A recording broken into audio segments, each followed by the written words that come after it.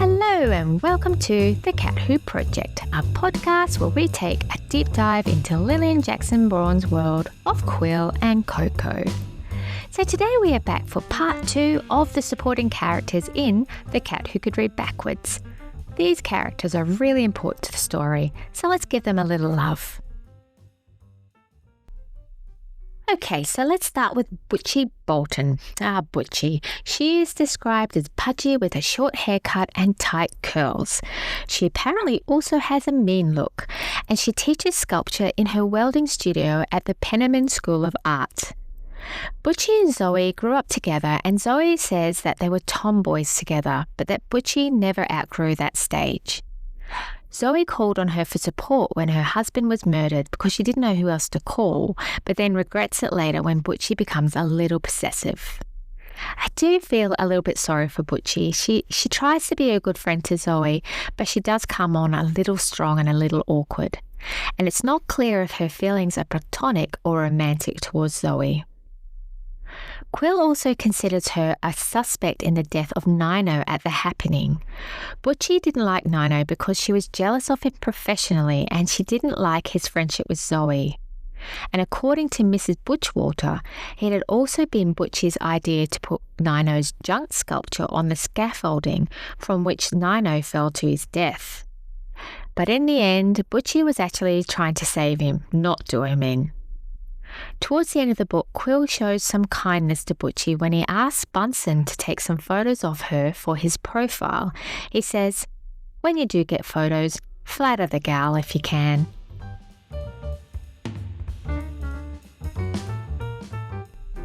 Now, who is Nino?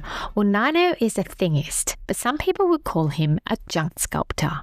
Zoe loves his work, but Quill, he just doesn't get it. Zoe tells Quill that his eye is not yet tuned to contemporary expression, but that he will develop an appreciation in time. Nino's full name is apparently 9024683, or maybe it's 5. Nino is a disaffiliate, meaning he doesn't subscribe to the conventions of ordinary society. He speaks his own language, and Zoe says he sees beauty where others see only trash and filth. Mr. Noel Farha is the outgoing director of the museum, and outgoing because of the bad press generated by none other than art critic Mont Clements. Quill stops by the museum to do some investigating about the missing Florentine dagger. He goes to Farha's office and finds him rummaging through a desk drawer, which looks very suspicious. Farha is startled by Quill and is not happy to see him once he learns he's from the Daily Flux.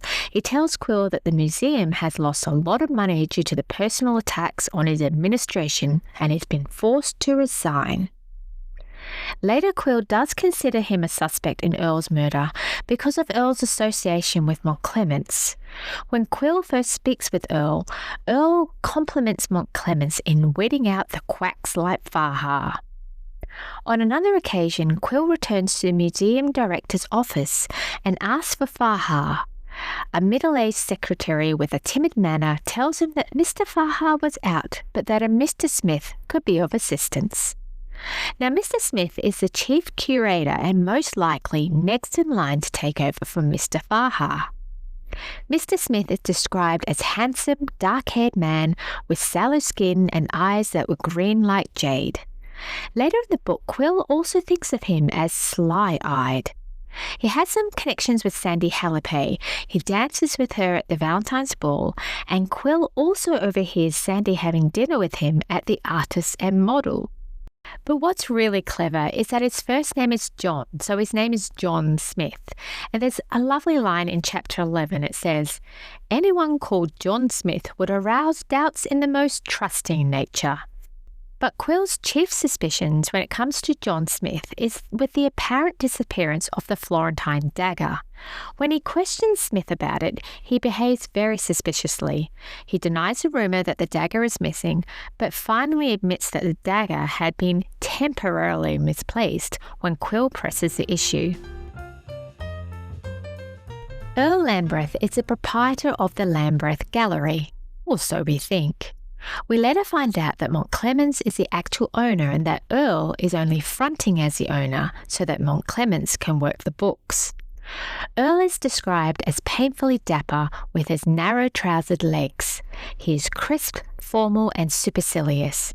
Quill finds it difficult to imagine him married to the warm and womanly Zoe. Hames and Wojcik, classic good cop, bad cop. Both are from the Homicide Bureau. Wojcik is an inspector, while Hames is a detective. Lodge says that Hames is the relaxed type, but to never underestimate him. He's got a mind like a computer. Hames is also described as blandly amiable, while Wojcik is all business. Hames begins the conversation with a reference to Coco. He says, "Aren't you the fellow with the cat that can read?" To which Quill replies, "He can not only read, he can read backwards. And don't laugh, I'm sending him to the FBI Academy when he grows up, and it may get your job." Hames retorts, "He'll do all right too. Cats are born snoopers. Our kids have a cat that gets into everything. He'd make a good cop. Or a good newspaper man." I'm not sure if that's a gentle swipe at Quill or not about cats being born snoopers and then suggesting they'd make good newspapermen. But the pleasantries end there with all business Wojcik wanting to know what Quill knows. He's brusque, not very friendly, and even accuses Quill of snooping in Montclemens' apartment. He's dismissive of Quill's theories, and when Quill makes a decent point, he just says, Okay, what else do you know?" Quill did not enjoy his meeting with them at all, and I wonder if Hames and Wojcik feature in the next two Cat Who books. I can't quite remember. And who facilitated the meeting of Quill with Hames and Wojcik? Well, that would be police reporter Lodge Kendall. We meet Lodge in Chapter 8, and he's described as a young, tensed, earnest, literal, and unsmiling. And when Lodge meets Quill and Arch, well, he regards the two older men with wonder and suspicion. Lodge becomes a source of information to Quill throughout the book, and just remember that Lodge is on the crime beat, where Quill feels most comfortable. But they talk easily, and Lodge is always willing to share information and the latest developments in evidence. And sometimes this does blow holes in Quill's theories and leaves him quite deflated. Okay, let's wrap this up with my absolute favourite supporting character, Mr. Odd Bunsen. Odd is a Daily Flux photographer and is described as noisy and cocky, and Quill likes him. The first time Quill sees him, he has a cigar clamped between grinning teeth, the size that was apparently vastly out of proportion to the slender young man who smoked it. I wondered about his name, Odd, O-D-D. I wondered if it was maybe a nickname, but I looked it up and I think it might be an Icelandic name.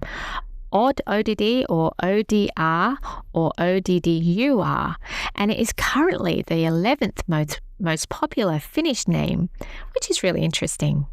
Odd is a bit cheeky. He calls Zoe Lambreth that Zoe doll, and he also comments on a waitress's measurements while being served.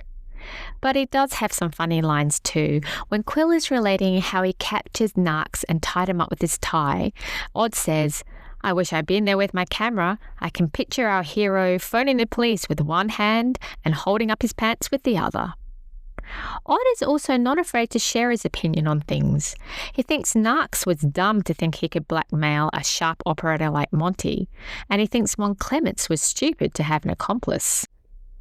But the best thing about Odd is that he loves to tease Quill. There's this passage early on in the book.